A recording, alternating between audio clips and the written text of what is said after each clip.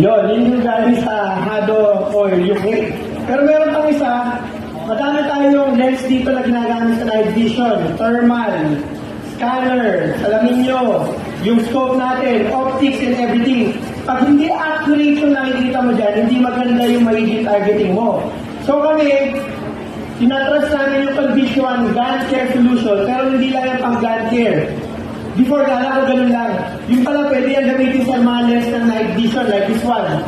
Ito yung reconnaissance night vision ng Recon 1, Solar UGV.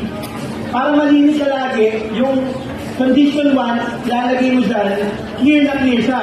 Pero para mas maintindihan natin, nandito yung representative ng condition 1. So, i-explain na lang po yan. Yes, sir.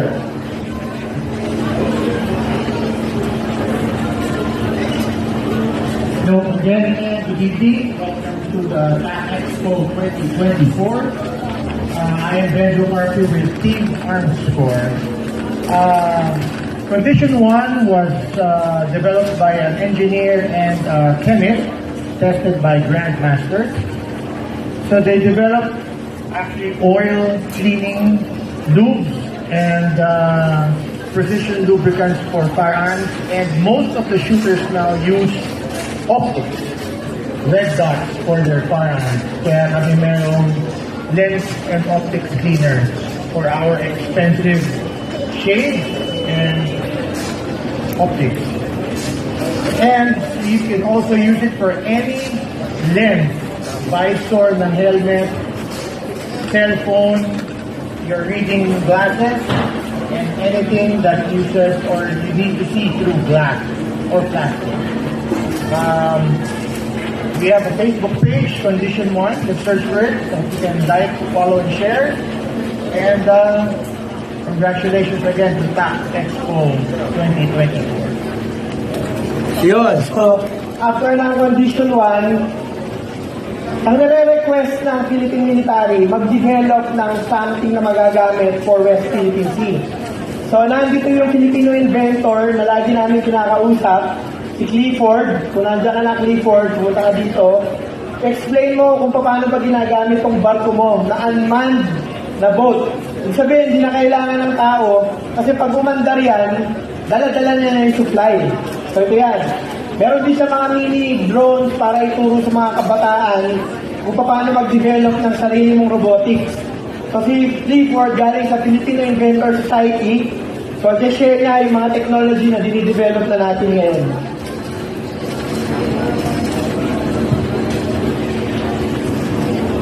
Alright, here, thank you guys.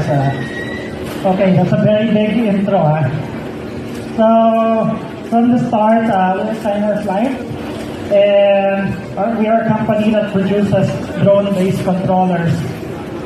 And to make things a little bit different, we try to do a summary of things that have been going on early this year.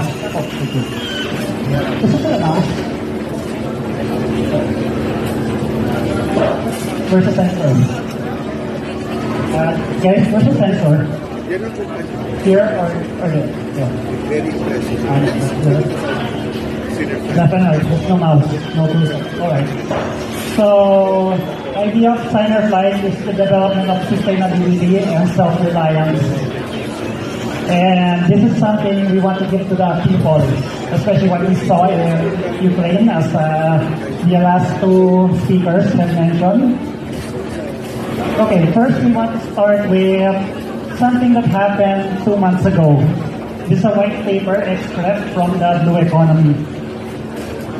So, as we know, we're a marine-based economy. We're an archipelago. This is Philippines. The sea is our resource. The sea is our, is based on. So there's exclusive summary. So as any development ASEAN country, we're vulnerable to disasters. Okay, so this is pretty much a summary of where we actually located. Signer Flight is under the Blue Science and Technology Innovation segment. So 2 months ago, we were in Bohol, and we were tasked to do undersea mapping. So that's Coral. And if anyone has done aerial mapping with a drone, it was a big challenge for us because there are not a lot of people who does undersea mapping the way we do. And the technology, the hardware, is either prohibitively expensive or non-existent in the local market. Coming to that, we developed an unmanned platform basically to monitor, map, and research. So this is an unmanned science vessel. Okay, so basically we're a technology enabler. This is the extract from the documentation. So what we do is, this is one of the samples we did. We actually went to this spot. Bohol is down south, Cebu is on the north. So we somewhere in between, Cebu Island. So this is the map done by this platform, the drone. Here is a sample done by our partners. We overlay the camera and the path of the drone. And this is the result. So basically, it's impossible to do this on an aerial drone simply because you need underwater details. So what we ended up with is underwater photography, stereo mapping. You can see later, though. We'll show you the 3D and the other function. So this is some of the other missions we did. Because the boat is autonomous, it's pretty much consistent. Here. Those are the mission plans. Okay, so this is a 3D rendering of the capture. This is one of the samples. We'll show you later.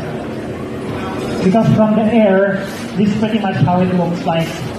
It's blurred, it's reflective, it's pretty hard to see. However, it's a good shot of our drone in operation. So we're operating in very shallow waters, like anywhere from 2 meters to 5 meters. Actually, the flag makes a nice cherry on top. We actually put the flag there on purpose. So this is our setup on the marine. We have an underwater camera, which is installed in one of these arms. So this is one of the underwater camera, and we also have 2 other specialized camera for the mapping. And on the same trip, we did something else. In fact,